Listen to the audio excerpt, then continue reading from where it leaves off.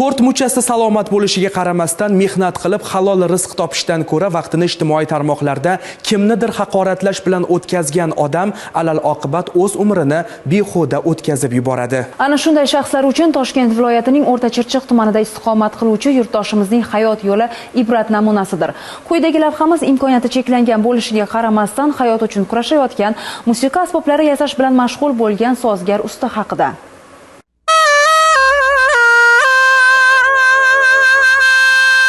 Milliy ohang va musiqa qalb nolalarini chertadi.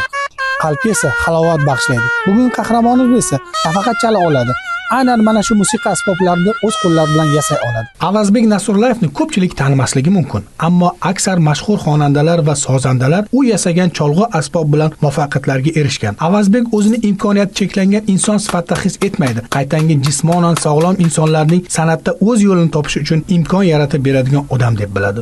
7 yil bo'ldi endi. Xohlasa qiziqish bor edi. Dadam qilardilar bu ishni, kasb qilardi. Men maktabdan kelib solib, bolalarda uzoqqa ketmay shu onlarda bo'lardim. Bir tomonda turish haligi oyoqqa sal nagruska bo'lganligi uchun mana shu ish haligi ekan, sal udobnaroq ekan. Uning qo'llari milliy cholg'u asboblarining har bir torini, har bir pardasini sevgi va ixlos bilan yaratadi. Doira, tanbur, surnay, nog'ora bular oddiy asboblar emas, balki u halol mehnat bilan butlayotgan hayotning bir bo'lagi, orzularning haqiqatga aylanishi. Mehnatning halolligi, mohirlik va irodasi unga nafaqat daromad keltiradi, balki yurtdoshlarning e'tirofini ham hadya etadi. Otam yasagan instrumentlarni katta-katta insonlar, san'atkorlar chalgan. Bundan men faxrlanaman, g'ururlanaman. O'zim yasagan haligi asbobda ham ko'pchilik ijro qilishadi. Bundan ham xursand bo'laman. Bu qilayotgan ishimdan xursandman, o'zim ham faxrlanaman. Halol mehnat, ishsiz deb yurgandan bu ham uyga, ro'zg'orga foydasi bor narsa. Hamroh bo'layotgan men ayolim sabr toqatiga behisob shukr.